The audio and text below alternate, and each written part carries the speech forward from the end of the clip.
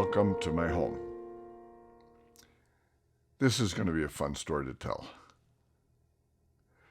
When Sandy and I finally got to Indonesia after 3.5 years of waiting for visas, we finally learned the language enough to start working a bit. We moved to the city of Solo, and we got blessed with two most awesome families. I've told another story about Katsuhiko Seno, the Japanese missionary who was our mentor. That's one amazing family. The other family was Librik Antoni. Librik Antoni was the senior pastor, the head of our national church. And he was amazing. We learned over the decades, probably the most trustworthy man I've ever met. His wife, Helena, they had 3 children, Mariani and DaNy, 3 awesome kids. And to have a national church leader with the integrity that Librik Antoni had was unbelievable. And so Sandy and I are just beginning our missionary career. We're just beginning to understand what it's like to work in the Indonesian Javanese world. And I'm making friends. I'm connecting with people in town. And I have one friend that tells me, Pastor Anthony, Librik Antoni's son, 14, 15 years old, he's at all the pool parlors and the bars, and he's partying. He can't stand his dad's work and the life in the church. What are you talking about, So I get to meet DaNy a few times, and we're connecting, and I've heard pastors' kids struggle. It's hard to be a pastor's kid. Any pastor's kids out there listening, let me tell you, it's not an easy life. And you guys have a reputation of being troublemakers and a pain in some place. And so I'm trying to figure out, what do I do? I'm like 30 years old, 29 years old, and I'm supposed to figure out what to do with the national pastor's son and leadership. And no one's actually asking me to do something, but I'm also struggling with my own work. We're getting involved in our work.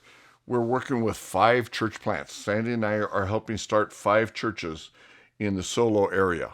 And we're working with Bible school students from Jogja, and this is going well.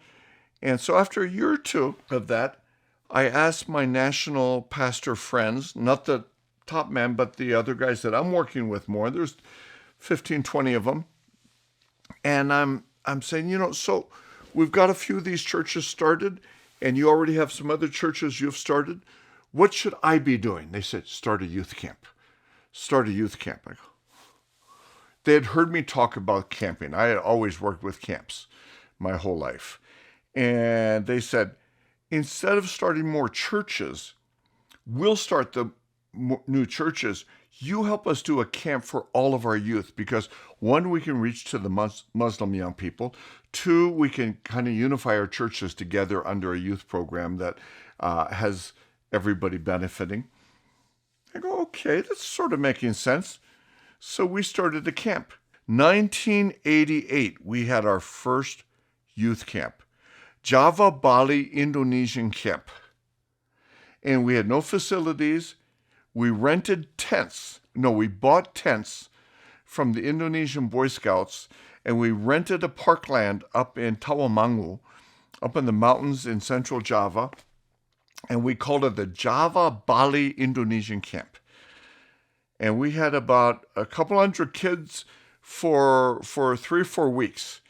And camping is one of those works where you burn out. I worked my tail off making that camp work. We had rope climbing experts from Japan that came and joined us. We had kids from all of our team-related churches from all over Java that came and joined us. I had to train a staff how to be the maintenance staff, how to be counselors, how to be the cooks. I built a meeting hall where it was a bamboo structure that could house over 100 kids, and we had tarpaulins on top of the structure, the bamboo structure. And then the first night We're there up in this park, up in the high mountains. We're way up there in the mountains. The winds came down the valley and blew our tarpaulin off. And we had to figure out, oh, we have a bamboo structure underneath. We have to build a bamboo structure over the top of the tarpaulin to keep it from blowing away. We had problems because Indonesians aren't used to the wind and the cold. It was insane. Danny Anthony joined us for the camp. He's now about 16 years old. And I'm going, oh, what am I going to do with this kid? I'm so busy. I've got all the training, the staff running the program. You know, it's not a common thing in Indonesia to have these camps. And I'm trying to show him what a camp could be and how to train. We had good speakers. We had good programs. We had good activities. We had pretty good food. And we were in a beautiful location. The park in Talamanga was beautiful. It was great. As the summer went on, Danny got more and more involved. His most involved area was helping out in our maintenance crew, but also in being a part of the ropes course. We had a zip line, and he got hooked. At the end of the summer, camp's over. I'm exhausted. It's 1988. I was still young then. I'm exhausted. I had no energy left. And I find out that Danny wants to spend more time with me. And Danny and I become friends. And, there's so many stories about this camp I can't tell you. Oh, la, la, la, la. That'll tease you. Come back. If you ever hear I tell another story about our first year of camp, listen to it because it's insane. But Danny stopped going to the pool parlors and the bars. And the word I heard from Danny is going, so church isn't only about going to church and listening to someone preach. Church can be about flying down a zip line on a rope and screaming your heart out.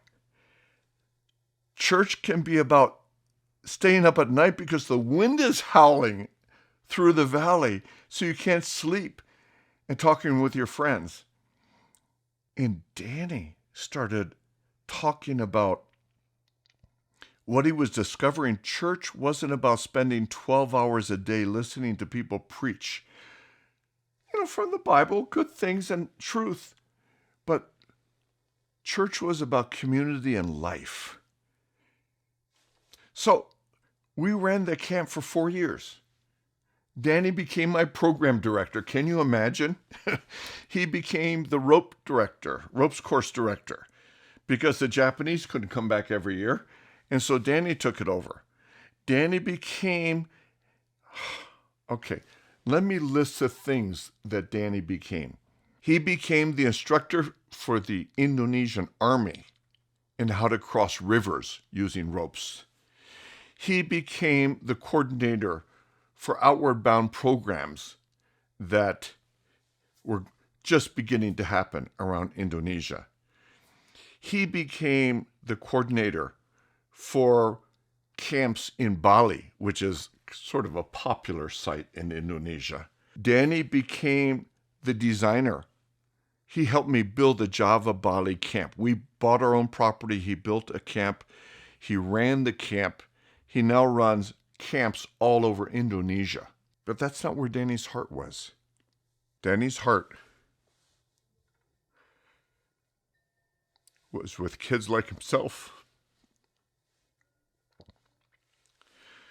He wasn't a street kid himself, but he knew the life for the street kids. And after a few years of running camps, reaching out to hundreds of Muslim kids who had never heard about Christ, Danny started finding the kids on the streets of Solo and other towns around Solo, Central Java. And I remember one time in the 90s visiting back in Indonesia, and looking for DaNy. Now he's married to Nita. Amazing, amazing woman. Whoever can put up with DaNy is an amazing person. So, DaNy, what are you doing? He goes, oh, Uncle Finn, I'm working with kids. Okay, good. That sounds like camping, wonderful. Uncle Finn, what would you like to do? So, well, DaNy, what I really want to do is I want to eat durian. Uncle Finn, I'll get you some durian.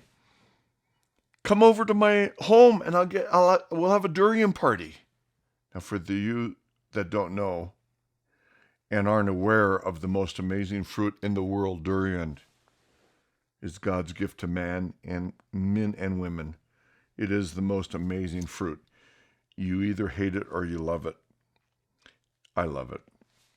So we get to DaNy's house, and Sandy and I are focused on the durian. And Nita and DaNy are just amazing. They've got piles of durian in their front yard where you don't eat durian inside. It's messy, it's slimy, it smells like, the description I've heard of durian is it smells like a raw onion over an open sewer. But it tastes so good. It tastes so good. But there's kids running all over the place. There's 8 or 9 kids. We're going, DaNy, who are all these kids? He goes, oh, these are my preschoolers. Well, where are they from? Well, they're street kids. Well, where are their parents? Well, he goes, I don't know. Most of them don't have parents. They just live on the street. I go, wow, DaNy, that is awesome. I'm thinking, this guy goes from a pool hall parlor shark to a street kid minister. So we come back a few years later. DaNy now has some of his own kids. One of his oldest son, Gabriel, is 7 years old. And he's discovered with a brain tumor. So this is a year or two after that. I'm in Indonesia doing a conference or something. And I said, so DaNy, how are your kids doing? And how's Nita? And he goes, well, Gabriel had this brain tumor. And we went to Jogja, which had the best hospitals in our region. And they're going to do surgery and try and remove the brain tumor.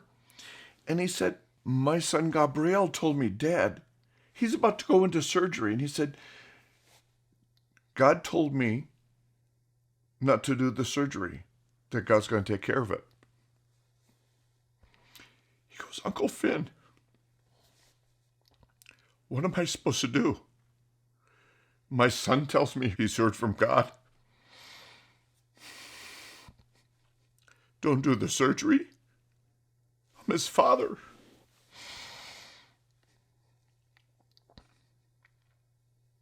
And then he goes, we didn't do the surgery. The following week, the doctors did their scans, MRIs, whatever, and the tumor was gone. I don't know if I have the story details all straight. Years later, he had more tumors. They did do a surgery here or there. Gabriel turned into one of the most amazing kids. His other 2 kids are really amazing too, but 2 years ago, I'm back in Solo. DaNy now has a school in the city of Solo with 260 street kids. It's preschool and K through 8, I think. K through 7, K through 8. An amazing staff. He has applications to his school from all over. His kids that graduate from his school can get into any high school or university that they apply for. He has such a good reputation, but he's still running camps all over the country of Indonesia, and he's running this awesome school, and he's helping another friend run another school in another city, and he can't keep his property. The school he had was rented, and he has to go to a new school, find a new property, and I haven't seen the new property yet that he has. But DaNy knows I like durian and I like coffee, and actually they go together very well. He's actually running 2 or 3 coffee shops on the streets in downtown Solo. I mean, he has a coffee shop on the street in downtown Solo. I think, DaNy, is there anything you don't do? Well, I found out recently what I thought he didn't do. I get on Facebook, and I'm watching one of his Facebook posts. He's running rock concerts to promote his school. He's all over the web. He's all over everywhere, running these Christian rock concerts, and he's the lead singer. Guys, you want to meet a cool person? I helped him a little bit with the ropes course back when he was 16 years old. But God has given me a crazy story just following DaNy of what he can do with a crazy guy like DaNy. But DaNy, if you're watching this, I love you. You are crazy. And I'd love 100 more like you. God bless you. Thank you.